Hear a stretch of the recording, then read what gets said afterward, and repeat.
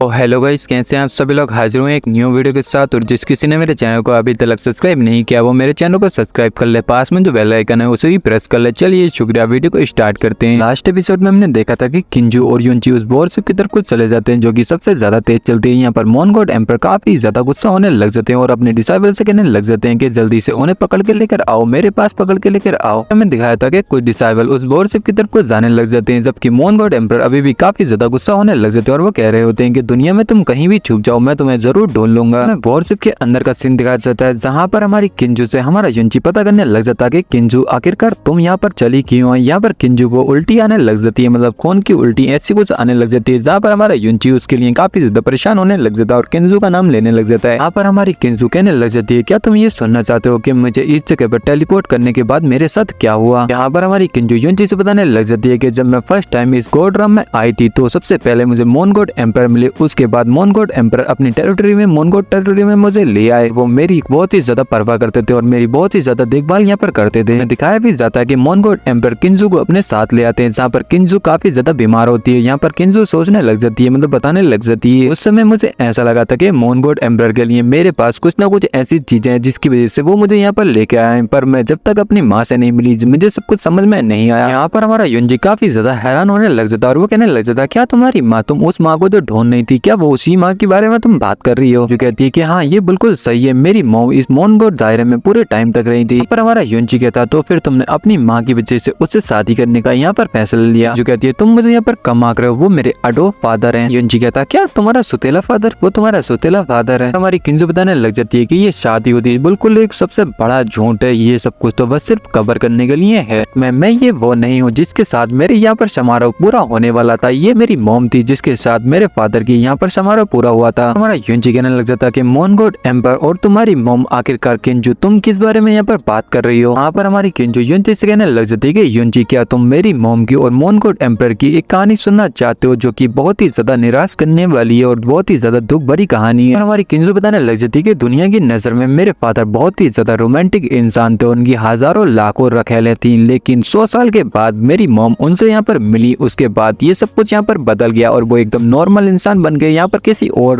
राम में जाकर रहने लगे और मेरी मॉम के साथ हंसी खुशी अपनी जिंदगी को गुजारने लगे। वो 2 साल तक एक साथ यहाँ पर रहे। उसके बाद मेरी मॉम को यहाँ पर उनकी रियल आइडेंटिटी के बारे में पता चल गया कि ये एक मोन गॉड एम्परर है, ये एक अलग ही मोन गॉड एम्परर निकला। उसके बाद उन्होंने बिगड़ हिचकिचाए मेरी मॉम को मोन गॉड टेरिटरी में लाने का फैसला किया और मोन गॉड क्वीन यहाँ पर बनाने का फैसला किया। और मोन गॉड टेरिटरी में वापसी लौटने के बाद मेरे फादर ने उनका यहाँ पर नाम भी चेंज कर दिया और नाम चेंज करके यू भगो कर दिया। इसका एक ये भी मतलब है कि मेरी मॉम के पास यू भगो पावर है। इसका अर्थ ये भी है कि उनके पास लिमिटेड पावर है, उनकी पावर कभी भी यहाँ पर खत्म नहीं होने वाली। इस वजह से उन्होंने नाम चेंज कर दिया और वो दुनिया को यहाँ पर दिखा रहे थे कि उनके रिश्ते में कोई भी यहाँ पर अनबन बिल्कुल भी नहीं है, उनका रिश्ता एकदम अछूट रिश्ता है। ताकि उनकी शादी से 10 दिन पहले मेरी मॉम उस राम में यहाँ पर आ चुकी थी जहाँ पर उनका जन्म हुआ था और मेरी मॉम अपने फादर को और अपनी मॉम को मोन गॉड टेरिटरी में ले जा रही थी। उसके बीच में यहाँ पर किसी ने उनके ऊपर यहाँ पर अटैक कर दिया। लास्ट में सभी लोग यहाँ पर मारे गए, सिर्फ मेरी मॉम ही बची थी, वो भी इस वजह से यहाँ पर बच गई क्योंकि उनके गले में मोन गॉड डिश थी, जिसकी वजह से उनके ऊपर जो अटैक हुआ था, घातक अटैक, वो यहाँ पर उसने कवर कर लिया। इस वजह से मेरी मॉम यहाँ पर बच गई। फिर क्या हुआ, स्टार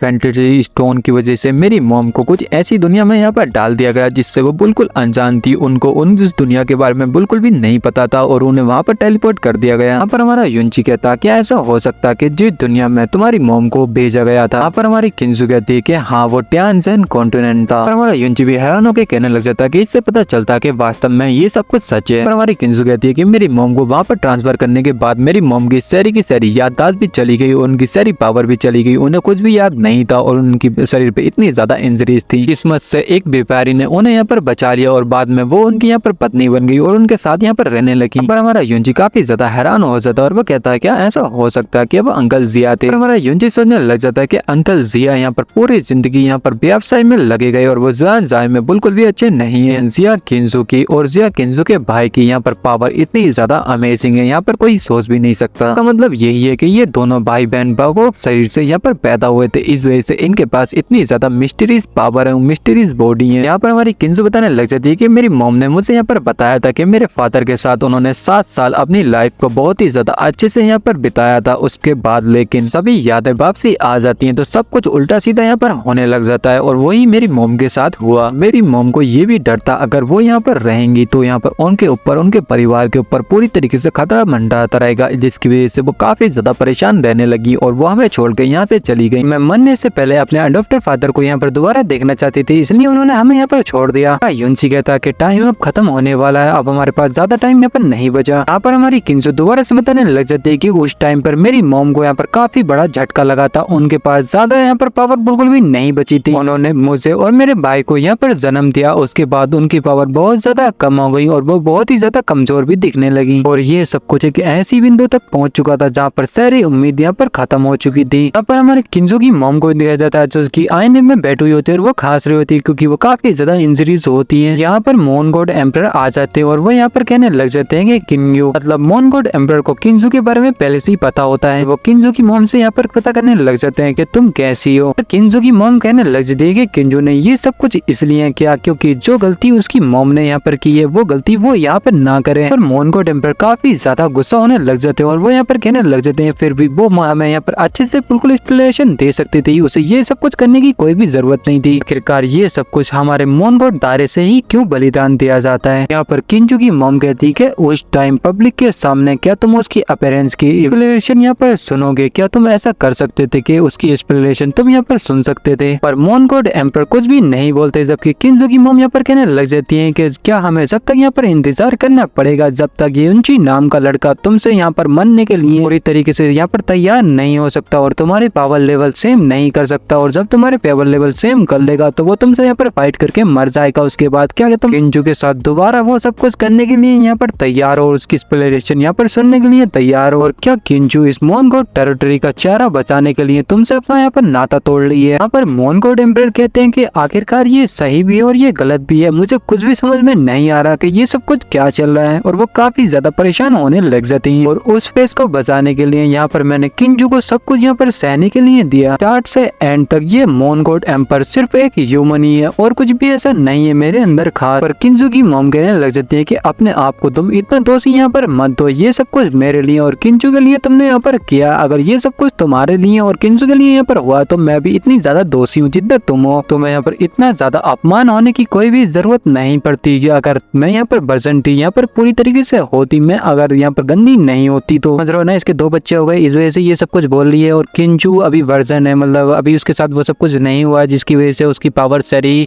हमारे मोन गॉड एम्परर को मिल जाएंगी, जिस वजह से ये सब कुछ चल रहा है और कुछ नहीं। मोन गॉड एम्परर कहते हैं कि बोगो आखिरकार तुम ये सब कुछ ऐसा कैसे कह सकती हो, तुम ये सब कुछ बिल्कुल भी यहाँ पर सही नहीं कह रही। ये मेरे मन की और मेरे दिल की इच्छा है कि तुम्हें मोन गॉड क्वीन बना के मैं इस जगह पर यहाँ पर रखूं और तुम्हारे साथ ही यहाँ पर अपनी लाइफ को अच्छे से एंजॉय करूँ, तुम्हारे साथ ही शादी करूँ। इस शादी का कर्ज मुझ पे पहले से यहाँ पर था, लेकिन मुझे इस सब की बिल्कुल भी उम्मीद नहीं थी कि ये सब कुछ मेरे साथ ऐसा होने वाला है। सीन शिफ्ट होते हुए दिखा था किंजो की तरफ को, जहाँ पर किंजो हमारे युनची से कहने लग जाती है कि जब मेरी मॉम मोन गॉड डायरेक्ट टेरिटरी में यहाँ पर एंटर दोबारा से कर गई थी के बाद मेरे अडॉप्टर फादर ने यहाँ पर उनको पसंद भी दोबारा से कर लिया और यहाँ तक कि वो शादी करने के लिए भी दोबारा से रेडी हो चुके थे। लेकिन क्या ये तुम जानते हो कि उस शादी के समारोह में मैं वहाँ पर पहुंच जाऊँ। और हमारा युनची कहता कि आप मोन गॉड एम्परर का चेहरा वापसी लाने के लिए यहाँ पर अपने हार्ट का यहाँ पर यूज करने वाली हो। यहाँ पर हमारी किंजो कहती है कि हाँ तुमने बिल्कुल सही किया, मैं ऐसी यहाँ पर करने वाली हूँ और मैं अपनी मॉम को यहाँ पर अपनी ब्रेस्ट से यहाँ पर पूरी तरीके से यहाँ पर बॉडी कवर करने वाली हूँ। यहाँ तक कि मैं एक मेथड को भी यहाँ पर यूज करने वाली हूँ जिसका नाम moving the sky star moon cover. मैं अपनी ब्रेस्ट से अपनी मॉम को पूरी तरीके से रिकवर करने की कोशिश करूंगी। जब तक मैं रिकवर यहाँ पर करती रहूंगी जब तक वो यहाँ पर ठीक नहीं हो जाती। हमारी किंजो दोबारा से कहने लग जाती है कि मेरी मॉम ने और मेरे फादर ने यहाँ पर शादी पूरी की और इसके अलावा भी एक जरूरी बात है। यहाँ पर मेरा युनची कहता आखिरकार ये कौन सी जरूरी बात है। यहाँ पर हमारी किंजो कहने लग जाती है कि मुझे लीगली यहाँ पर मोन गॉड एम्परर अगला यहाँ पर बनाया जाएगा। गाइस अब कर लेते हैं थोड़ी सी डिस्कसिंग, क्योंकि इस चैप्टर में सबसे ज्यादा ट्रांसलेट की यहाँ पर प्रॉब्लम हुई, क्योंकि ट्रांसलेट कुछ ऐसी चीजें ट्रांसलेट कर रहा था जिनका कोई मतलब ही नहीं, कोई सेंस ही नहीं बनता। मैंने धीरे धीरे ट्रांसलेट करके समझ के तुमको अच्छे से समझाने की कोशिश की है। अगर इसमें जो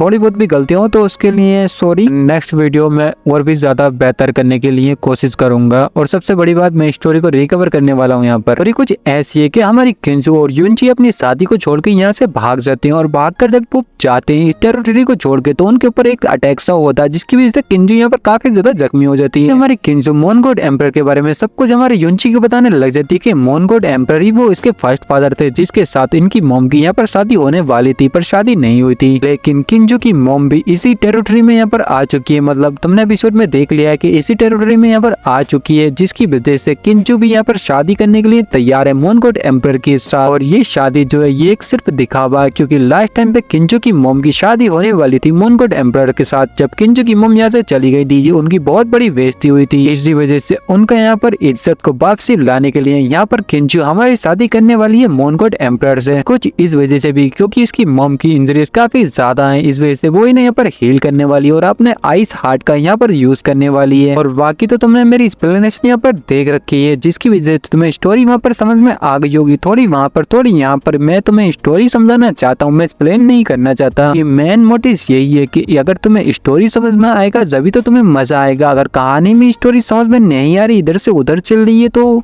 क्या मजा आएगा। जैसे कि आज थोड़ा बहुत हो रहा था, वो सब कुछ ट्रांसलेट की वजह से हुआ है, जिसकी वजह से मैं तुमसे यहाँ पर सॉरी भी बोलता हूँ, क्योंकि कई जगह ऐसा हुआ है जहाँ पर ट्रांसलेट ने मतलब निकाल दिया। तो वीडियो ज्यादा बड़ी नहीं करते, इसी के साथ वीडियो को करते हैं bye and good morning and good night. अगर तुम रात में देख रहे हो तो गुड नाइट, और तुम दिन में देख रहे हो तो गुड मॉर्निंग।